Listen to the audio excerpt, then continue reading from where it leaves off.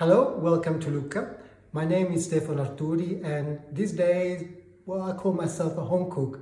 I used to be a chef, a restaurateur. I've written cookery books, but now I teach Italian home cooking from my kitchen here in Lucca, which is this, well, for me, most gorgeous town in northern Tuscany. It's summer now, and I would like to share with you one of the most delicious, more quintessential dishes of all Italian summer cooking repertoire, panzanella. Panzanella is a very simple bread and tomato salad that actually comes from here, from Tuscany. It's one of the iconic Tuscan dishes, and it's the ideal dish for summer because it's eaten slightly chilled. It's the ideal dish because you can make it ahead, put it in the refrigerator, and then half an hour before eating, you remove it. It's eaten slightly chilled, never stone cold, and it makes great summer eating.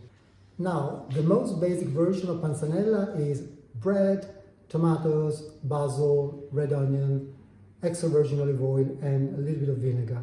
And this is the one you would find in most trattorias here in Lucca and all over Tuscany. Of course, then you can play with it, you can have fun, you can add things. And I've seen versions where people add capers, olives. It's also very good with some tuna on top or mackerel in oil. Crumbled feta, not Italian, I know, but it works very well, it's nice. Play with it. It's really a very versatile and easy dish. So I give you quantities, but follow your guts. Is bread, tomatoes, and onion salad. So I said bread and tomato salad. Here we are. This is summer tomatoes. This is called canestrino. Any good quality of tomatoes will do. Now, as you can see, this tomato is kind of red with some green spots, which for me is the best for making tomato salad. Why? Because there will be a nice contrast and balance between sweetness and slight sourness. And this is the way I would say most Italians would choose their tomatoes for salad making. But taste is personal, so go for the tomatoes you really like.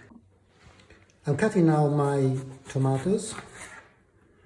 Basically, there's no right or wrong. You want small pieces. I remove this because it's not very nice. And keep everything because the juices, the seeds are the most flavorsome bits. And you keep on chopping your tomatoes in small square. And you use a serrated knife. This is a cheap serrated knife which does the best job. The other main ingredient for panzanella is, of course, bread. This is a gorgeous sourdough loaf, and this is not what you want. I mean, you want this quality, this kind of quality loaf, but once it's become this rock hard. This is bone dry bread. Panzanella is a way of using leftovers. There are so many dishes in the Italian repertoire where we use ingredients which otherwise would be wasted, and we don't want that. So the Tuscans divide this bread salad, so you use really dry bread to make this delicious salad.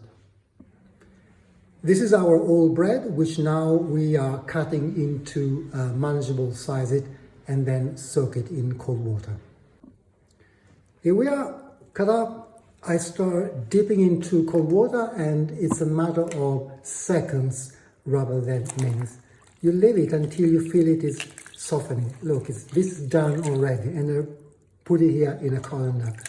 So you don't want it to become too soft because then the panzanella will be soggy. I would say this is done, so you see how quickly the whole thing is. Now I'm squeezing the bread between the palms of my hands, and I'll put in my bowl here. And you want this kind of irregular pieces. It's almost like a coarse, bulgur kind of texture. And don't worry if some bits feel still kind of hard, because once the tomatoes are in, the bread will soften and everything will become more homogeneous. You see how much water is coming out. It's fairly dry, and there are, as you can see, bits of different sizes. And this is the base for our panzanella. I will add now some olive oil and a little bit of vinegar. A little bit of extra virgin olive oil. Also a few drops of vinegar.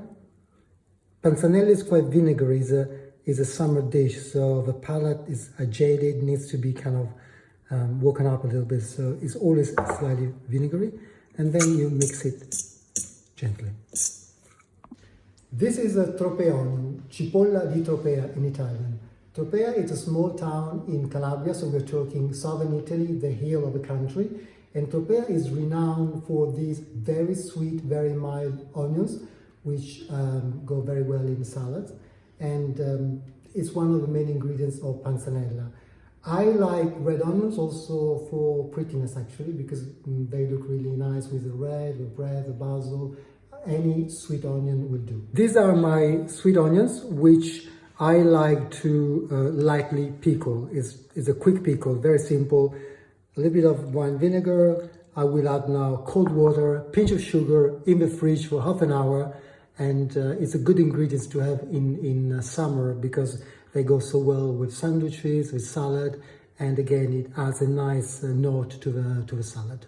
Our lovely tomatoes, in they go in the salad.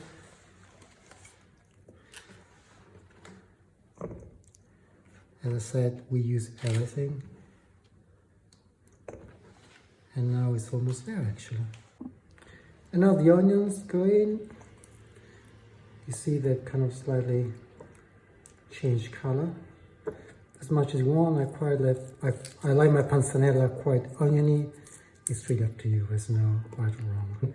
I'm also adding a little bit of vinegar because this will contribute to the flavor. And now I'm adding basil, which is one of the flavors of summer. As much as you want. I like it quite strong on herbs. Also mint sometimes nice actually. Basil or mint. I think most Italians would go for basil, but I tried with mint, it works well, it's delicious too. And now a little bit of salt. Being a salad, of course, and being here in Tuscany, extra virgin olive oil is another main ingredient. This is Tuscan extra virgin olive oil, which is very gutsy, very punchy, powerful. And here in Tuscany, olive oil is almost a religion, and it is one of the main ingredients of a Tuscan table, more I would say than in other parts of Italy. In fact, if in any trattoria here, you would find, for instance, fettunta. Fettunta is toast bread with loads of olive oil on it. In salad, this is regarded, in this kind of dishes, in panzanella for instance, this is like an ingredient. It's not just a final finishing touch. So I would say buy a good quality extra virgin olive oil. It's really worth it. And now a good drizzle of olive oil. Be generous, don't be shy, because as I said, this is one of the ingredients. And now we mix it. I'm using my hands. These are the best tools in the kitchen, use them, because they are much gentler than any other mixing tool you can find. Be gentle but thorough, and also it's a pleasure to touch, I think, these beautiful ingredients. I think it looks really beautiful, and the smell of the basil, the oil is really very inviting. Here you go. So now we refrigerate this for half an hour, and we'll eat it slightly chilled. Look at this beauty. This is a bowl handmade with Carrara marble. Carrara is quite close to Lucca, and marble is really the soul of Tuscany, especially Carrara marble. If you think Michelangelo, it's just stunning, and can be used for salads, for pasta, because it's coated with vegetable oil, so you can take the sauces.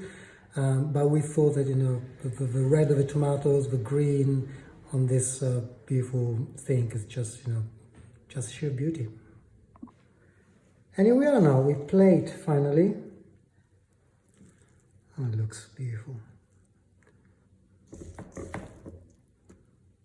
Oh, beautiful.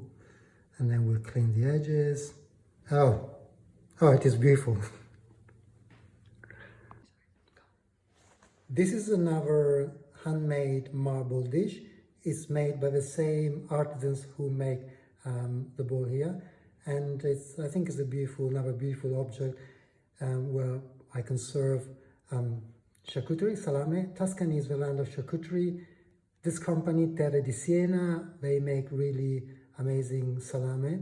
And it's a very Tuscan way, it's a very Italian, very Tuscan way in particular of starting your lunch or supper. And maybe then some pecorino toscano, sheep milk, cheese, again, typical from this part of Italy.